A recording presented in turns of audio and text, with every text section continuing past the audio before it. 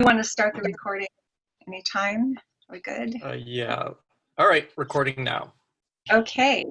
Hi, I'm Molly Walker. I am the, what am I, right? The 2020 PR Roundtable Chair, and I welcome to our October 7, 2020 Roundtable third virtual event.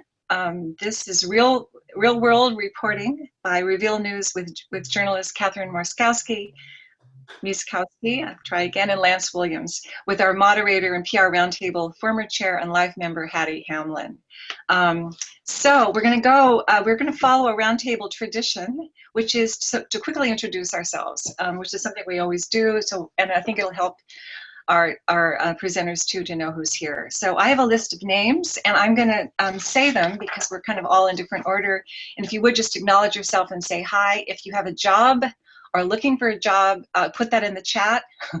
We're trying to move through quickly, all right, if you would. Anything you want to say to people, do put in the chat, because we're going to keep this short and sweet. So, Vivian Auslander, and also your name and your company, and, you know, that's Vivian it. Auslander, Vivian Auslander Communications. Hi, everybody. And Vivian is a former chair, and if you are a board member or former chair, please say that. Kathleen Brennan. I didn't see Kathleen. Oh, Kathleen, you on? No, okay, I'm going to keep moving. Hi, I am, sorry. Okay. So, Kathleen, will you just say your company and if you're a board member? Thank you. Sure.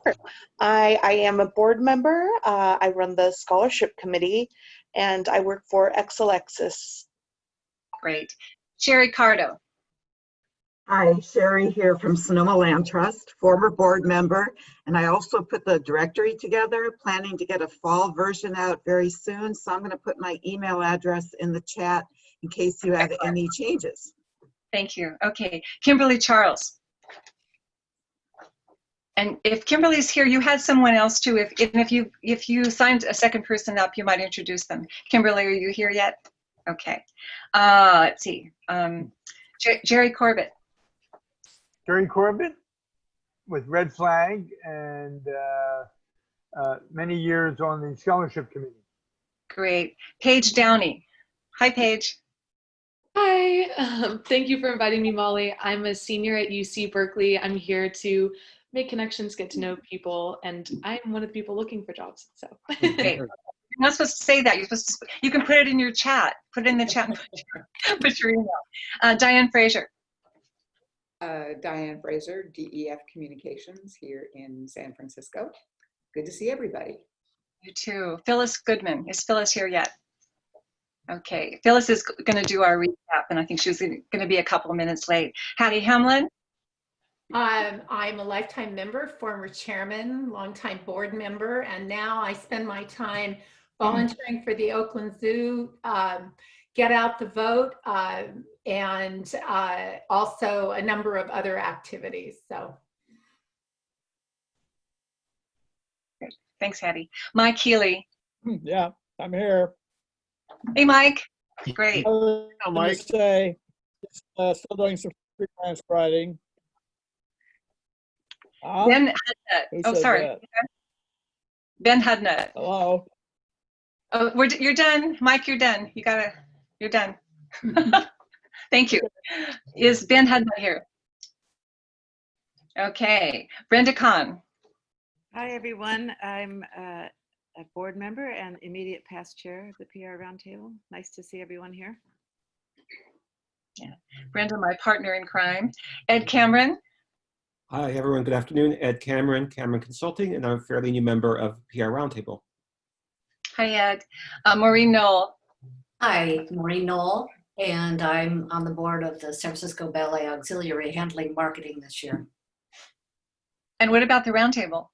I know, I think of you as still being on the board, but she's not. Yeah, former board member and had many other positions too with Roundtable. Okay, John Knox. Hi, everybody. I think I know about everybody on this Zoom. John Knox, Knox Communications here in San Francisco. I'm a former board member of the PR Roundtable and a past chair. Thank you, John. Janet Lynn. Okay, Terry Peckham. Hey, everybody. Terry Peckham with Mettler Toledo Rainin and former chair and former board member. Glad to be here today. Thanks, Terry. Jan Potts. She I can't know. speak. She doesn't have a microphone. She's here. Jan is our webmaster and board member. Thanks, Jan. She is the Assistant Director of Communications for the Archdiocese of San Francisco and looks forward to this great event. She's the board member for RT. Excellent. Kristen Rink, is she here? No, okay. Paul Rose. Hi, Paul Rose. I'm a partner at Lighthouse Public Affairs, and I currently serve on the board. Okay. Hi, Paul. Beverly Rose. I don't think, no relation, right? No relation, but we could be cousins if you want to, Paul. I'm a former chair, been on the board for many, many years, and now I'm retired and I'm a humbled lifetime member. This is my first meeting as a lifetime member. Thank you so much. Okay, Blodwin Tarter. Blodwin Tarter, I'm Professor Emerita at Golden Gate University, which means I retired a month ago, although I retain my affiliation with the university. Former chair and board member, and very honored to have been named a lifetime member of this august organization. Pat Harden. Pat, did I forget you, or did you already introduce yourself? No, I already spoke, but I will speak again. I'm Pat Harden, and recently retired doing a little consulting, but very active on electing women Bay Area. Our goal is to flip the Senate, and also on the board of the East Bay SPCA. Excellent. Is there anybody we missed? I think you missed Phyllis. Oh, she asked. Phyllis, please introduce yourself. Is she here? Yeah, she is. Yes, I'm here. I'm Phyllis Goodman. I'm a freelance writer and a board member. Hello, everybody. Hey. Okay. Oh, and Janet. Molly, you forgot me. Janet. Janet. Go ahead. I'm Janet Lynn with Audubon Canyon Ranch Experience Corps. I'm past House Chair for the club and currently Director at Large. And I've been doing some volunteering lately with Vote Forward, writing letters to get people to go out and vote. You're welcome to write anything, any kind of political comment or whatever. Well, almost any kind of political comment in the chat too, if you would like. Thank you. Is that everybody? Thanks. Okay. So we're so pleased to have you all with us today from your homes and your offices. We are recording today's conversation, and our plan is to share it on our website soon. At Roundtable events, we also offer a door prize, although we don't have a door, actually, as you know. And if you all want to mute yourselves at this point, that would be wonderful. But we will not dispense with that tradition. So at the end of the webinar today, I will announce a winner. And it will be a $30 gift certificate to Book Passage, which is a 40-year-old San Francisco and Corte Madera independent bookstore, which I'm sure you all know. Okay, so you're encouraged to post reactions. Our Twitter handle is at SFPR Roundtable or hashtag SFPRRT. Questions you can post in the chat box as well. And now it is my pleasure to introduce two longtime Roundtable members and past chairs who you've already met actually, who have received life member status, and that is thanks to their wonderful service to our board and their long time. They're both former chairs. Beverly Butler, APR ABC, led a team at Wells Fargo Treasury Management. She's moved to Portland, as you know, and Blodwin Tarter is retired in August from Golden Gate University Marketing and Public Relations Department Chair. Could you both just say hello? I mean, you have, but they're for everybody that's here. Please unmute yourselves and say hello. Sure. Hi. It's wonderful to see everybody and just be connected with PR Roundtable. It's a great organization. I've been with it 30 years and I love it. I echo Beverly's comments. I joined the organization in 2007, and it is definitely one of the things that I want to continue to be involved in going forward. Thanks. Thank you, both of you. There is a profile of each of them on our website at SFPRRT, and I invite you to look at it. I think it's some great wisdom is there. So now let's get on with the show, right? So I want to introduce my colleague, Hatti Hamlin, who will introduce our presenters, Lance Williams and Katharine Mieszkowski. Hattie is a wonderful former chair, life member, and a lot of other things. And she's our PR maven who's going to take us through this. So thank you. Hi, everyone. I have been a longtime fan of Reveal's podcast. If you don't know what Reveal News is, you should check it out. It's just absolutely marvelous. And they not only get great stories, but they do really deep dives that are so interesting and in such contrast to most of the news coverage these days. That's what made me think about having them as speakers for PR Roundtable, because believe it or not, they're actually, oh, I didn't know I could put myself on speaker view. All right, doesn't work. Hello? Oh, we hear you. Okay, I had somebody said I could be on speaker view, so. So I reached out to Lance, an old friend of mine, Lance Williams, and he immediately suggested his colleague, Katharine. Both of them have real journalistic chops. She not only works at Reveal, but she's also been a senior writer for Salon and Fast Company and Rolling Stone and Mother Jones, and her works appeared in the New York Times. Need I go on? All Things Considered on NPR.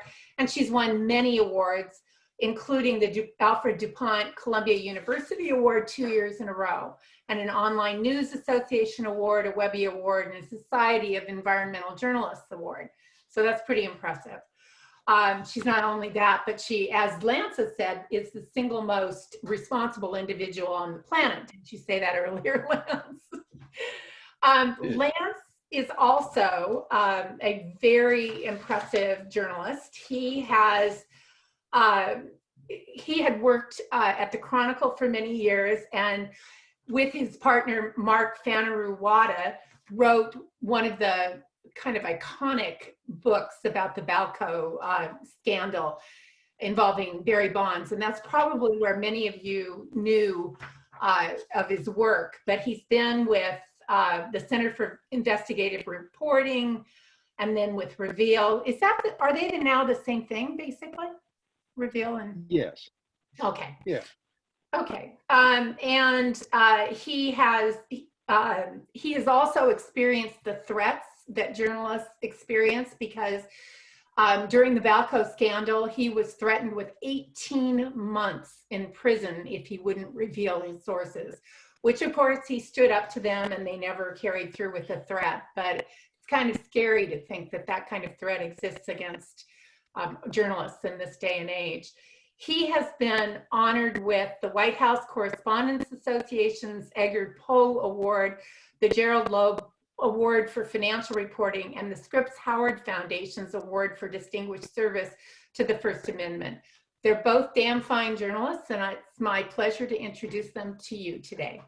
And I'm just going to ask you to go ahead with the program that you suggested, Lance and Katharine. Okay. I am just going to share my screen here. Nice. There we go. So can you all see that? Okay, you see my screen now? Yes. Yeah. Okay, great. So thank you for that kind introduction. It's really great to be here with all of you today. In normal times, Lance and I spend a lot of time together in the office in Emeryville, but now we're all in our bunkers at home, working at home. So it's great to see Lance. So I just want to tell you a little bit about where we work and how we think about investigative reporting. And then Lance and I are going to talk you through an investigation that we worked on together a few years ago that was really a fun one. We think you'll enjoy hearing about it. So the Center for Investigative Reporting has actually been around since the 1970s. It's a nonprofit, nonpartisan newsroom. And we do investigative reporting that appears online, in print, on our radio show and podcast Reveal, and on TV, often with our partner PBS NewsHour. And our biggest platform these days is our radio show and podcast Reveal with our host, Al Letson. Hopefully you subscribe to our podcast, but you can also hear it on KQED and KALW. It's on every week for an hour, and it's also on 500 other public radio stations around the country. So it's really the biggest, investigative journalism radio show there is in the country. And so what do we mean by investigative reporting? So I wanted to talk you through like 5 questions that we ask ourselves when we're considering taking on a story on a project.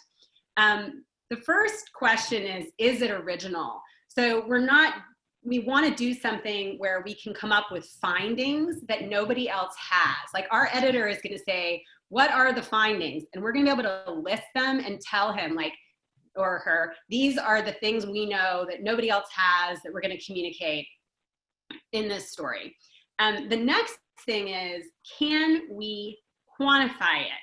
And the reason we mention that is that we don't want to do stories that are anecdotal. We don't want it to be about one person's problem. We often focus on people in our storytelling, but we want to be able to tell you the scope of the problem, how many people are affected, how much money was stolen, that kind of thing. So we're very interested in data that can help us tell a story so we can report something in a really definitive way. We can say, we know this and we know the scale of this issue. The third question is, are there victims? And what we mean by this is, are there people who are affected by the issue that we're talking about that you can hear in our show talk about the problem?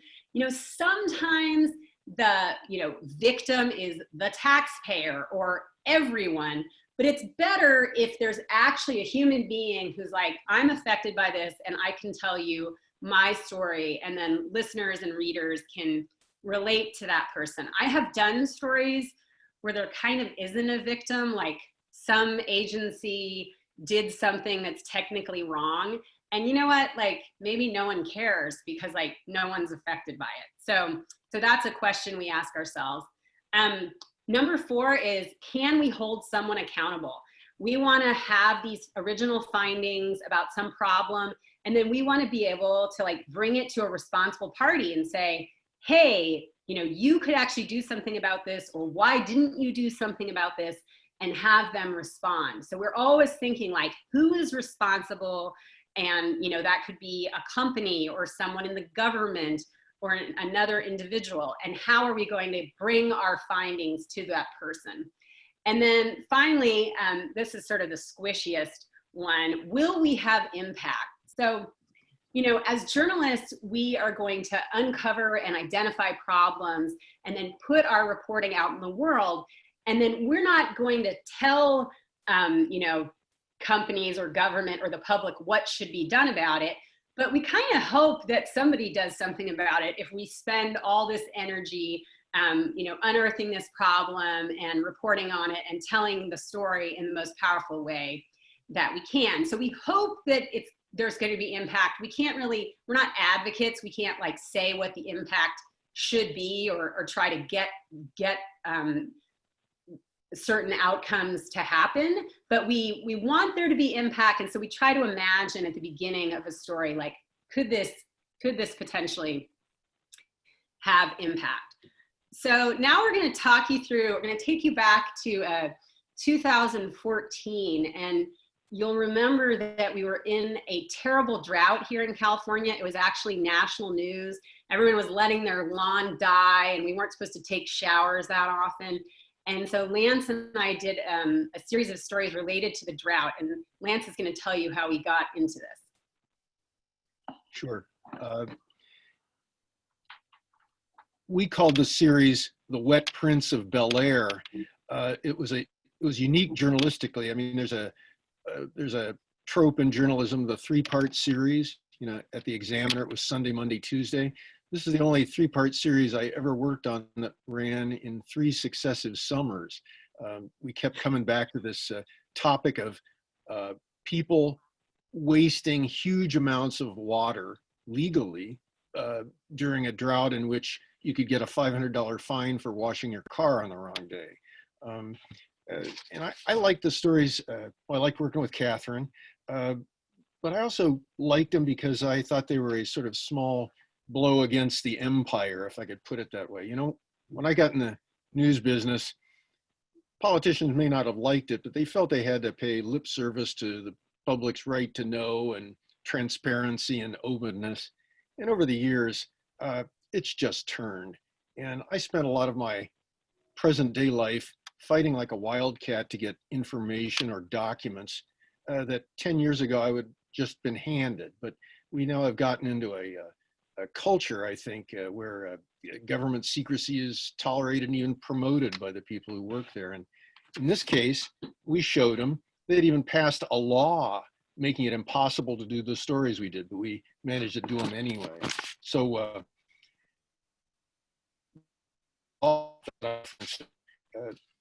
since time immemorial, utility records, public utility records in California were public documents. And way back in the big drought in the 90s, newspapers all over the state did stories about big shots wasting huge amounts of water during the drought. And they got tremendous traction. The Oakland Trib did some great stories. The San Diego Union Tribune went after Mrs. Copley's gardens. Readers really reacted. I suppose it's when you're getting scolded to be a good citizen and you find out that the big shots are ignoring it, it gets your goat. So after that drought, of course, the legislature had to step in and put a stop to those kinds of stories. And so in the 97, I guess, the city of Palo Alto, at the behest of Silicon Valley executives' privacy issues, got the League of California Cities to push a measure that made utility bills confidential. And that was the law when the big drought of 2014 was hitting, and Katharine and I were trying to figure out some kind of story about personal water use that we could write. But there was a loophole in the new law. It said that officials who set water rates, their utility bills were open to the public. And so for this story, just to get the data, we filed Public Records Act requests with the top 25 water agencies in the state and got a couple years worth of bills for everybody. And we're astounded to see that some of these guys who were not only setting water rates, but setting the punishment for people who wouldn't follow the conservation rules, using a lot of water. We found 3 of them using more than 1 million gallons a year. And so after we had the data in hand, all of a sudden Katharine found herself in the wilds of Riverside with a recording device. I thought she could tell about that. Yeah, so this was just when we were getting Reveal off the ground. So I actually did this story for the California Report, which I'm sure a lot of you are familiar with, on that airs on KQED locally, statewide public radio show.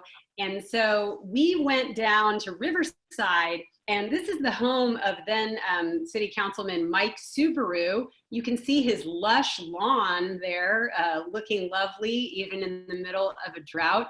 And we found that he was a prodigious water user. He was pumping more than 1 million gallons per year at this lushly landscaped home.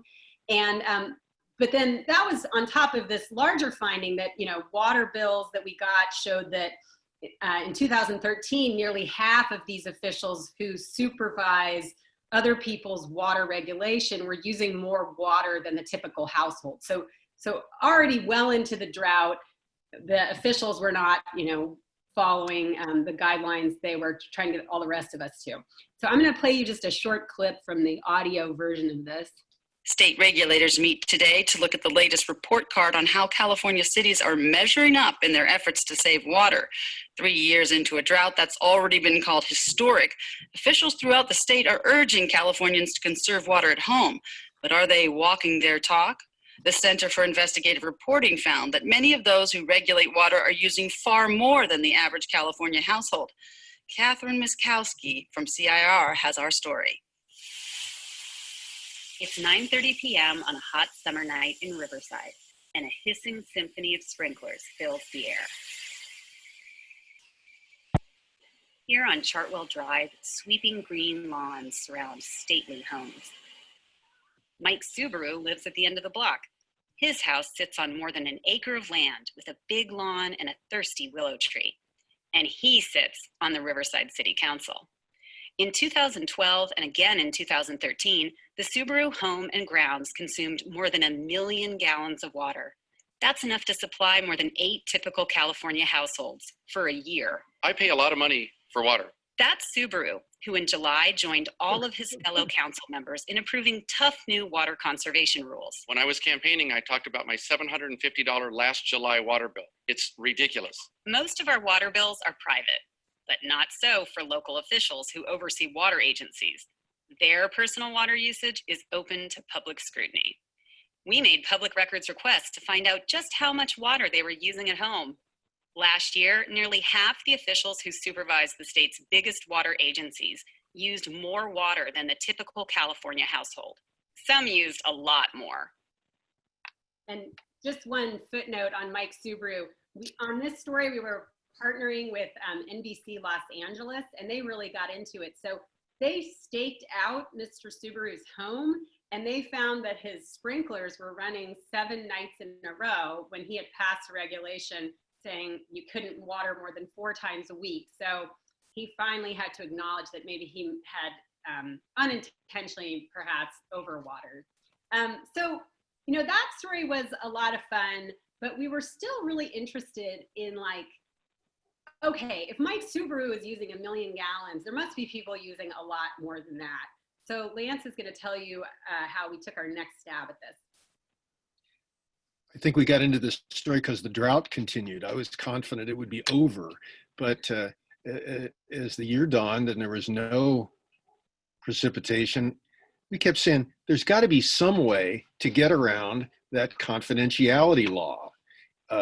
It seemed completely impossible, but so finally what we said was, all right, they won't tell us the names and the rates or the bills, but the law does not prohibit them from giving us redacted documents. In other words, you just give us the water bills, don't tell us the names of the ratepayers, and that should pass the muster in terms of the Public Records Act. And so we made that request. Well, first, we just made the request of all 25 or so agencies. Why don't you just give us your biggest water users on an emergency basis because this is a crisis, something like that. And of course, they laughed at us. So we came back and said, all right, you won't give us the names, just give us the bills. Just give us how much they paid and maybe a zip code identifier or something. And a lot of them wouldn't do that either. But some water agencies in California in the middle of a historic drought said that they weren't keeping track of how much water people were using, which I thought was an interesting way to operate. But we got about a dozen water agencies, including the big ones, who agreed to give us these redacted bills. And golly, we loaded that stuff into the laptop and started fooling with it, and the numbers were just astounding. I mean, we had been beating up on poor old Mike Subaru for using 1 million gallons a year. We had somebody in Bel Air using almost 12 million gallons a year. That's enough for, I don't know, 90 households. It was crazy. But of course, we didn't know who it was, but that didn't stop Katharine from heading to Bel Air and the gates of what's known as, from the old TV days, as the Beverly Hillbillies Mansion. So I'll let her talk about the street reporting. Yeah, so from a storytelling point of view, this was kind of challenging because we didn't know who the people actually were or what the address was. We just knew the zip code. So I got a hold of a tour guide and, you know, went around some of these large estates with him, and I'll let you hear the results of that. We begin in California. The state is in the middle of a historic drought. The governor is calling for everyone to do their part to conserve. Despite all of that, some people are using millions of gallons of water a year. And the thing is, we don't know who they are. Katharine Mieszkowski set out to find them.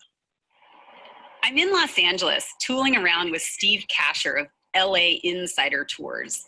Yeah, I think Bel Air has the biggest hedges. Usually Steve takes tourists to Bel Air and Beverly Hills to gawk at the luxury. What you can see of it from the street, that is, like David Beckham's driveway and a little corner of Tom Cruise's house. House is probably the wrong word. These are estates, mansions, temples to opulence. Some of them are 30,000 square feet. From the street, it's pretty hard to see much, since many are cloistered behind towering gates and hedges. We just passed Madonna's old house, and that was on the market for $25 million. Today, we're not here trolling for celebrities, but for extreme water wasters. Trees, there's just green everywhere. You would have no idea that you're in California. You would have no idea you're in a place that has no rain. But finding out exactly who is using that water, or overusing it, is a lot harder than following a star map. Lately, our friend water has felt a little taken for granted. It's time to ask ourselves every time we go to use water, is this good use of our friend? That's comedian Steve Carell. He's getting into the Water Saving Act for the city of Los Angeles. He implores residents to take shorter showers and plant California-friendly landscapes. In other words, say goodbye to green lawns. Let's do this, LA, but pretty soon, our friend may not stick around. Everyone's being asked to conserve. But what about all these people who just don't? Is anyone trying to stop them? My colleague Lance Williams and I went on a hunt to find out. But first we needed to know who they were. So we asked the water agencies. But as Lance and I found out, it wasn't that easy. Well, shucks, I think it took weeks. I actually think it took months. Yeah, we did Public Records Act requests under the state open records law, got negative responses. Their answer? There is no way we're telling you. Not a single agency would cough up the names and how much water they were using. The law allows them to conceal or keep secret utility records, but says they can make them public if that's in the public interest. Nobody thought it was in the public interest. So one little footnote about this story. So one thing we learned, like in Los Angeles, they weren't doing anything to dissuade their largest water users, residential customers, from using basically as much water as they wanted, but they were fining people for watering on the wrong day of the week, or having a broken sprinkler, or watering the sidewalk. And those people's names became public because they had been fined. So I went to visit one of them, this guy, David Wilson, who lived, far down the hill from these grand estates. And he had been fined $600 for, running a sprinkler on the wrong day. And so then I got to tell him, hey, there's some anonymous guy up the hill who's using more than 11 million gallons. So that was very good from the point of view of the storytelling, because he, of course, had a big reaction to that. And he was kind of the poor schlub who was actually paying a fine when, the person up the hill was getting away with it. So, and then we took another stab at it because we were still really frustrated that we couldn't actually get these people's names. And Lance is going to tell you how we did that. I should just say that the reaction to that second story in LA was practically hysterical. Steve Lopez, the LA Times columnist, organized a drought posse, and he was up driving around Bel Air with people trying to sleuth out who it was. It was really something. But again, we didn't know who the big user was. A couple days after the story ran, a guy called me, a geographer who specialized in computer applications, and he said, there's a way that you guys could figure out who it is. He said I could use satellite imagery, infrared photography done by the US Department of Agriculture. He said there was an algorithm that I could apply to track drought and deforestation issues that would tell me about moisture of the soil from space. And then he said there were equations that landscape architects used to figure out how much water to put on property to green it up. And all you have to do was overlay the assessor's parcel map and I could zero right in. So I listened to that and I was convinced of two things. First, I was convinced it could be done, but I was also positive I couldn't do it. There was no way. I couldn't do it. I took it to a guy called Michael Corey, who at the time was a head of our data unit. at Reveal, and hooked him up with the guy, and they got to talking, and Michael got really interested in it, and I was positive we could get something out of this, and I guess I pushed it too hard with Michael. With data guys, there's only one thing they're scared of. They're terrified of making a mistake. And Michael thought I was trying to get him to jam something out, and he didn't really understand the stuff. And so I had to back off, but I just kind of kept after him every few weeks. I just kind of wander over there and say, hey, what are you doing? And he was doing a lot. He was doing some highly technical work. And but months later, he started asking me about particular owners of particular property. And that's how I knew he was zeroing in. But he was so worried. He was so worried until after we had put together a list of our suspects, and I got one of them on the phone, a guy called Robert Daly, the former head of Warner Brothers. And I said, looks like you used a, couple, 3-4 million gallons of water on your property last year. What's going on? And rather than hanging up on him, he felt bad. And he said, yeah, I'm trying to cut back.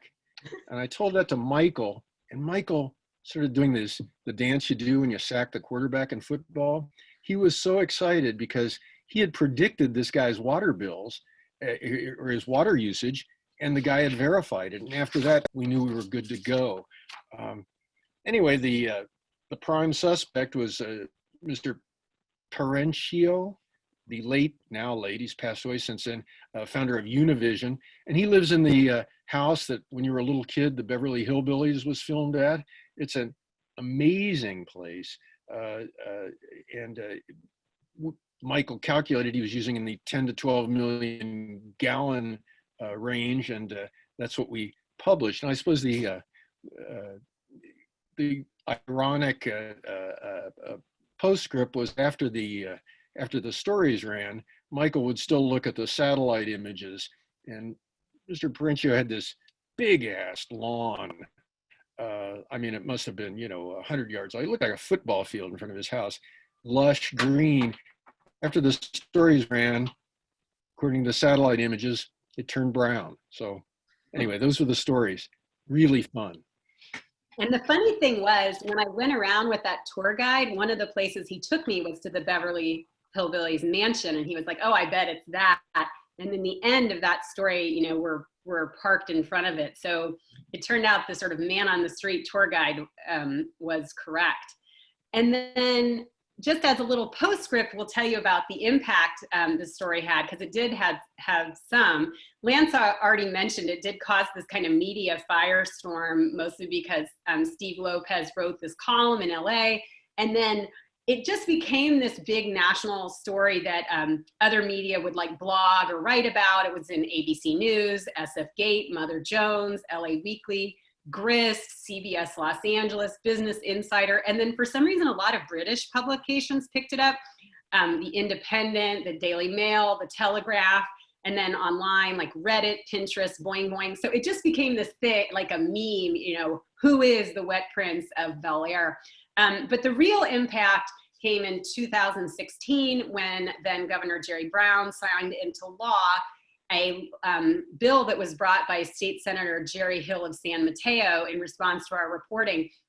And effectively what the new law said was, in a statewide water emergency, all residential water districts must impose on how much a household can use. If a household exceeds that, they will be fined $500 for every 748 gallons over the cap you go. So it could be a substantial fine if you're living in that mansion. Now you could say, okay, if you're that wealthy, who cares about a fine? But also because you're being fined, your name will then become public, and you're gonna suffer the embarrassment of you're using all this water in a drought. So they sort of fixed this loophole we've been writing about that had allowed people who are wasting a lot of water during a drought to hide. So that was that series of stories, and that's a lot of fun. And I will stop sharing my screen now. Let's see here. and maybe we could take some questions. So I will start. I wondered if you got any death threats as a result of the reporting or other reporting that you've done. This was popular, and it was just poking at big shots who wouldn't threaten to kill you. So nobody seemed mad at us at all.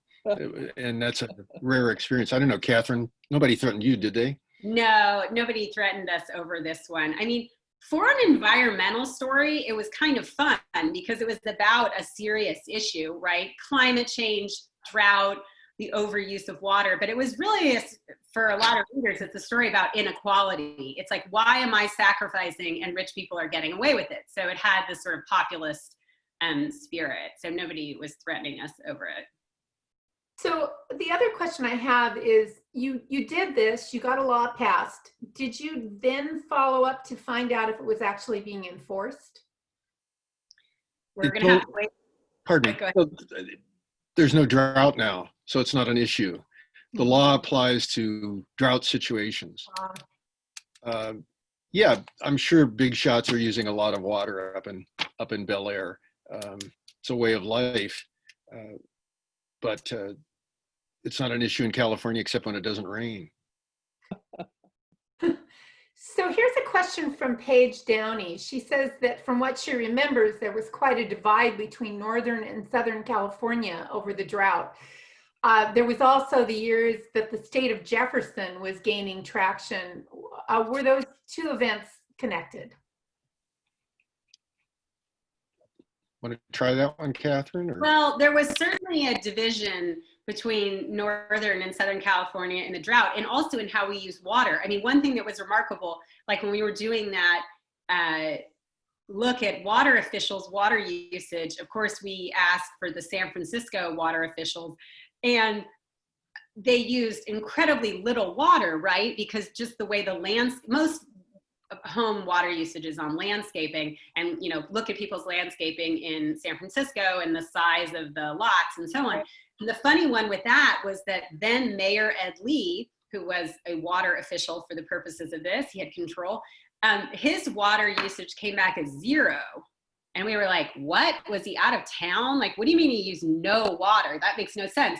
But it turned out that the way they count the usage, if you don't reach a certain threshold, if you use very little water, it just doesn't count. It counts as 0 on their bill. But we were really scratching our heads about that one. We were like, is he showering at the gym? Like, what's happening? But it just turned out like, and so you could see, of course, in areas where it's hotter and people have different landscaping, you could definitely see that in the data. But I can't really speak to the state of Jefferson issue. I'm not sure how that played into it or if it did. Okay. So in some general questions for you, you told me the other day that you not only have attorneys on speed dial for legal issues that arise during your reporting, you actually have them in-house on your phone. So do you want to talk a little bit about that and what causes a legal issue to arise? And it's what I was talking about before. It's the mindset of government at all levels. They think they're there not to make information public. They're there to make the boss look good, in my opinion. But anyway, Victoria Baranetsky is our general counsel. She's been there a couple of years. She spends much of her time just suing to get documents.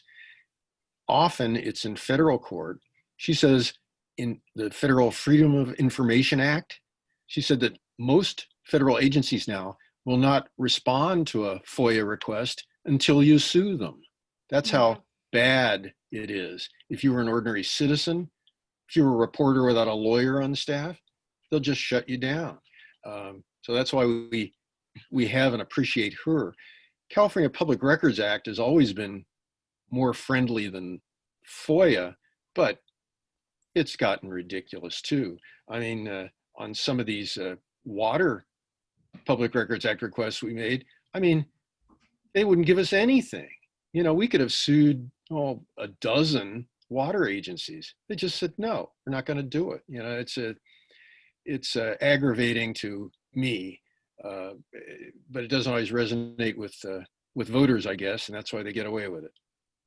I'll also say, you know, just when you're out reporting, sometimes you get into pickles. Like I was for a different story, I was in Southern California last year, and we wanted to go, we were with a woman who had been involved in this very contentious court case, and we wanted to go in the courthouse and have her talk about her experience. Like we were just interviewing her. We weren't going to talk to anybody in the courthouse. Well, okay, the security guards were having none of that. But then we were like, okay, we're going to stand outside the building, because some of her house had been auctioned off in front of the building. So we're like, we're going to interview her in front of the building. She's going to tell us about her experience. And then they tried to say we couldn't stand in front of the building on public property. So that's when I'm like getting out my cell phone and calling my lawyer. Like, of course I can stand outside a public building in a courthouse. It's like ridiculous, right? And I'm capturing the audio of the birds. And so they did capitulate once I called my lawyer. They were like, yeah, you can stand outside the building. Like they weren't going to let us go in. But, you know, so you get in situations like that all the time, and it's just very handy to have somebody as supportive as our lawyer, Victoria Veronetsky, because she's always there. She's like, call me at any hour in any situation. And so that's been really great. So you put a lot of work into that water story. And if the drought had ended, would the story have been killed? And how would you have felt about that? I mean, you put a huge amount of time into these stories. Well, it was incremental, though. I mean, we didn't start on the second one until we knew the drought was continuing.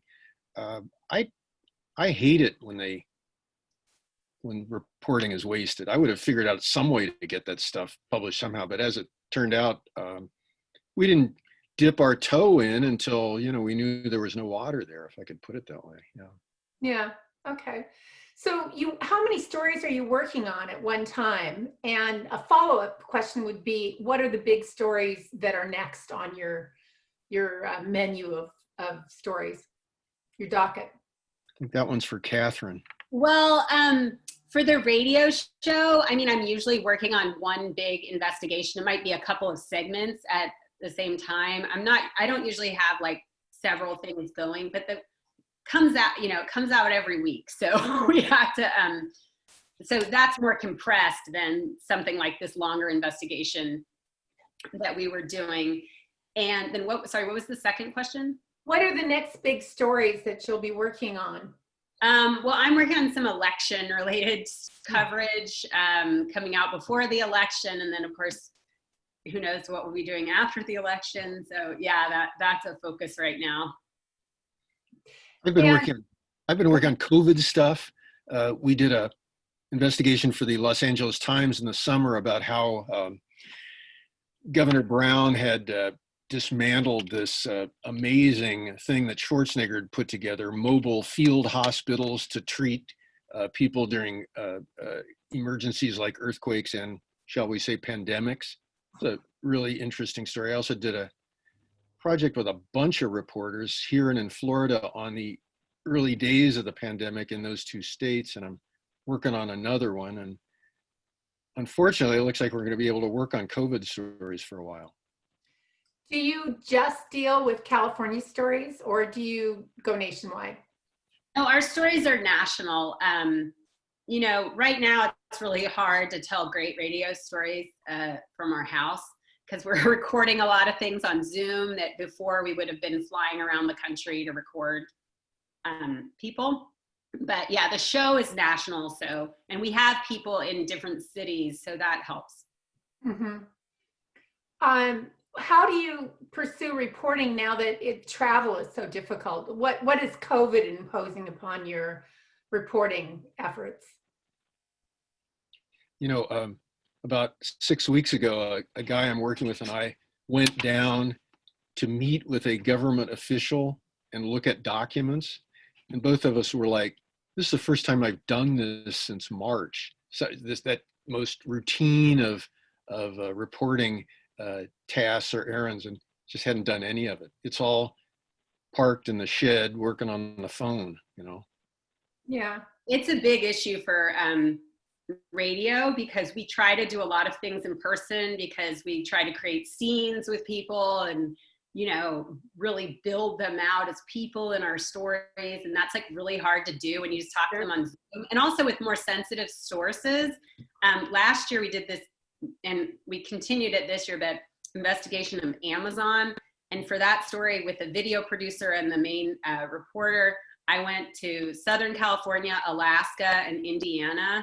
And I mean, we were interviewing people who are like the son of someone who died, a whistleblower who felt he was taking a big risk by talking to us. And like building those relationships is a lot harder when you're just talking to people on the phone.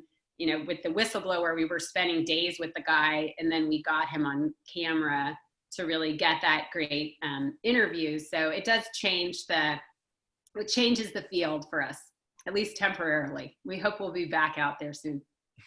So how do you ever come to a situation where you regret a story that you did? Have you ever had a situation where you wrote a story or did a story and the repercussions of it were regrettable? Sure. Well, I was thinking about that. I feel like the stories I regret are the ones where like the stakes weren't high enough, or like nobody cared when the story came out. Like it was sort of a nothing burger. Like you put a whole bunch of work into something and then like just there's sort of radio silence. So that is the experience of regret I have of like, did I choose the wrong direction to go in the beginning to end up with that outcome? Lance, do you have anything to add? When I was a court reporter a long time ago, a police detective gave me a search warrant affidavit he had just filed. It was about a man who had obviously beaten his wife to death. He was a guy who lived, I think, in Piedmont. It just laid it out, and I wrote a story about it. And the story said, they were investigating this guy for beating the hell out of his wife, and he denied doing it, and all these details and stuff. Forgot all about it. 2 newspapers later, they did a cold case investigation and found that some grifter who had been passing through town had gone to the woman's door and gotten in and raped and killed her. Husband didn't have anything to do with it at all, nothing. So I wrote a story about that. But sure, I've thought about that. I wish I wish I'd known what was to come. Sure. I did all the things you do to report out a story, including tried to interview the husband and so forth. But it was so obvious the cops knew they had the guy. All her friends knew he had done it, the whole bit, and he hadn't done it at all. So I think about that from time to time. So here's a question from a couple of different people about how you could prepare to become an investigative reporter. And maybe you don't want to comment on whether you want to be a reporter in today's environment anyway. But what would you do if that was your passion? I think the best thing you can do is get a lot of experience reporting, and with public records and reaching out to sources and interviewing people. Just like the bread and butter of reporting is what's going to serve you when you're doing these like more ambitious, longer investigations as well. So that would be my basic advice. Covered legal matters in courts for a really long time, and that's how I became an investigative reporter. The familiarity with documents stood me in good stead. You also really got to want to do it. I mean, I've had jobs in journalism that were really fun, and if you hung out with me all day, you'd see all kinds of stuff. But that's not investigative reporting. Investigative reporting is it's long and tedious and maybe not exciting. And if you hung out for me for the day before COVID anyway, we'd be sitting in a parked car waiting for the guy with the documents, and he's always late. It's that kind of stuff. It's not really a spectator sport. Molly, see any other questions here?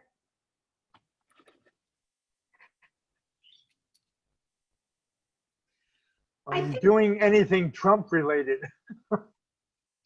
You know, we did some Trump stories earlier in the journey, including a story on a just preposterous real estate deal in Beverly Hills in which some grifter and Trump wound up flipping a house between each other for no money down. It was about a $12 million house. It was such an odd story. I guess we're going to run out of opportunities unless the polls turn around. Well, he has returned to the White House, to the Oval Office today. So God help people that work there. Are you doing any reporting on the post offices? You know, the speed of the mail, doing any further investigation of that? We haven't done a major investigation of that, but we did actually cover that in a recent episode of Reveal, where we were talking to postal workers about things that had happened at their post office, like machines being taken out, ways things had been slowed down. And I think we actually did a call out related to that, like on social media, where we like put the word out that we're looking to talk to people about that. Sometimes that's an effective reporting technique when you want to talk to like postal workers around the country. What about Lance, Catherine? Can you hear me? Oh, yeah. This is the last question. Thank you. What about high-speed rail? Whatever happened to that? I'm sorry, I didn't hear what you said, Mike. What about high-speed rail? Whatever happened to that? I spent, 2 years of my life covering that when we were California Watch. I stayed with it up to the point where the legislature had the opportunity to pull the plug on the darn thing and wouldn't do it. I think now we're just digging holes in the valley and filling them with money. So. All right. Okay, thank you everybody. Hattie, is there anything else? I think we probably should close out the hour as much fun as this. Other than thanking you, it was really fascinating, and I wish we had more time with you. Thanks so much for. I had some fun. Thanks for the opportunity. It's great seeing you, Catherine. Could I remind everybody that you can actually contribute to fund this organization? Yeah. So I have done that in the past, and I think investigative journalism needs support that doesn't come necessarily from our vanishing newspapers and other forms of traditional media. So if you feel so inclined, maybe you would consider it. And I don't work for them, so I can say that. Well, thank you very much. Yeah. Is that revealnews.org? What's the best? Revealnews.org. That's our website. Okay, everybody should go there. Thank you. Lance, good to see you. Hey, great to see you, Mike. You're the man. Thank you, Mike. Thank you, Lance and Catherine and Hattie. This is really terrific. Great storytelling. So virtual applause. Yep. Yes, virtual applause. Okay. So, right. Don't go away. You're not quite done. So we do have that gift certificate, and I put my hand on the list of people's names, and the answer was John Knox. Seriously. So John, you get it.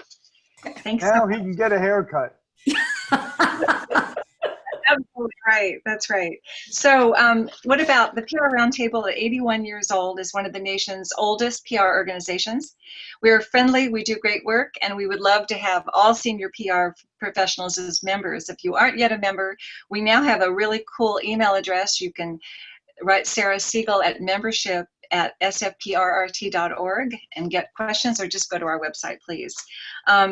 We have frequent events. We'll have one coming soon. Watch our newsletter, and we will be adding you to our email list if you've joined us today. I think that's everything. Thank you so much. We're at the hour, and we promise not to go too long, so we're done. Thanks so much for coming. Let us know what you thought of us. We're going to send you a survey. Everybody, please stay safe. Thanks for joining us. Bye. Thanks, Molly. Thanks, Hattie. Thanks so much. Thanks, guys. Thank you.